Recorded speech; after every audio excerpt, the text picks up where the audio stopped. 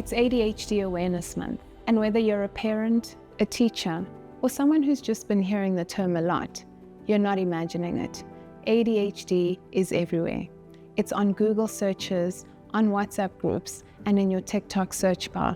But behind the buzzword is a real condition that affects real people. So today, let's slow it down.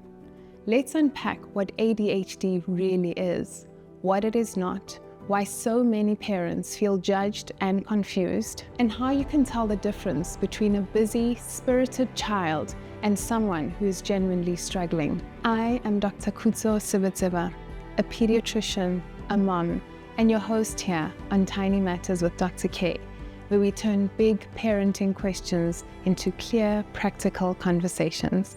Let's start with the basics. ADHD stands for Attention Deficit or Hyperactivity Disorder. It's a neurodevelopmental condition, not a behavior problem. This means it has to do with how the brain develops and functions, especially the areas that deal with attention, impulse control, and organization. There are three main types of ADHD. The inattentive subtype, where the child may seem daydreamy, forgetful, or distracted. The hyperactive impulsive type, where the child fidgets, interrupts, or struggles to sit still. And the combined subtype, which is a mix of both. So let's just get this out the way.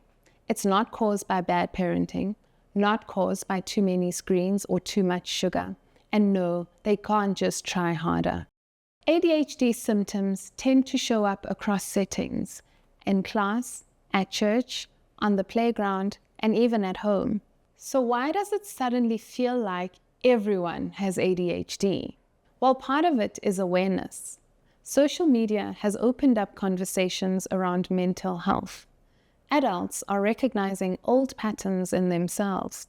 Teachers are noticing more learners that are struggling to focus, and parents are starting to ask more questions, which is a good thing. But there's also a flip side. The more we know about ADHD, the quicker we'll slip on the label, which can be a problem.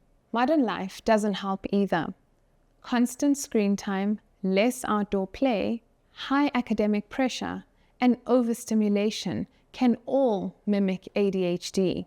So yes, some kids are being overlabeled, but many who need help are still being missed. It's not about overdiagnosis or underdiagnosis. It's about getting it right. Before we jump into that label, we have to ask ourselves, what else could be going on? Here are some common mimickers of ADHD. Number 1, poor sleep, including sleep apnea, restless sleep, or frequent night wakings. Number 2, allergic rhinitis, which can cause mouth breathing, disrupted sleep, and daytime fatigue. Number 3, hearing or vision problems that make it hard to concentrate or follow instructions. Number 4, anxiety, trauma, or major life transitions, such as divorce, grief, or a new school. Number 5, learning difficulties like dyslexia or auditory processing challenges. Number 6, sensory processing issues, especially in children who are sensitive to noise, textures, or movement. And number 7, medical conditions like thyroid disorders and iron deficiency anemia. Sometimes what looks like inattention is actually exhaustion, discomfort, or emotional overwhelm in disguise. So how is ADHD diagnosed? It's not just about a checklist or a teacher's report.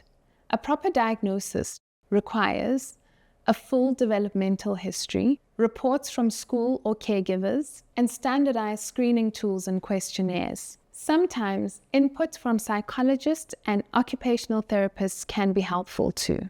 We'll also rule out the mimickers we just spoke about. When it comes to treatment, it's not a one pill fixes all.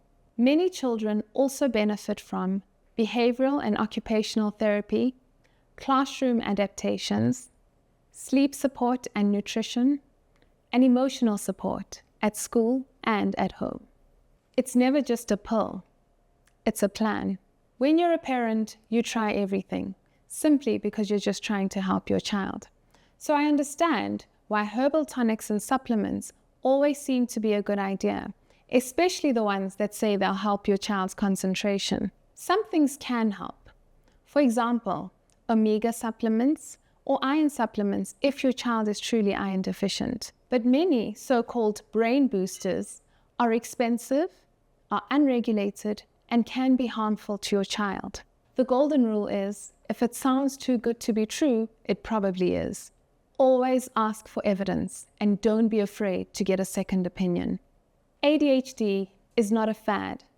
It's not a parenting failure, and it's not the end of the story, just a different kind of wiring.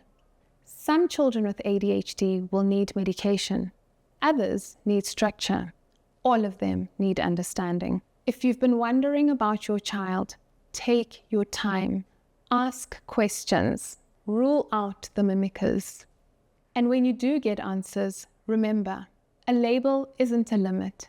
It is a language, one that helps us understand our children better. This ADHD Awareness Month, and every month, let's lead with compassion and clarity, not with assumption. I am Dr. Kutso Sibitiva, and this has been Tiny Matters with Dr. K. Until next time, stay kind and stay curious.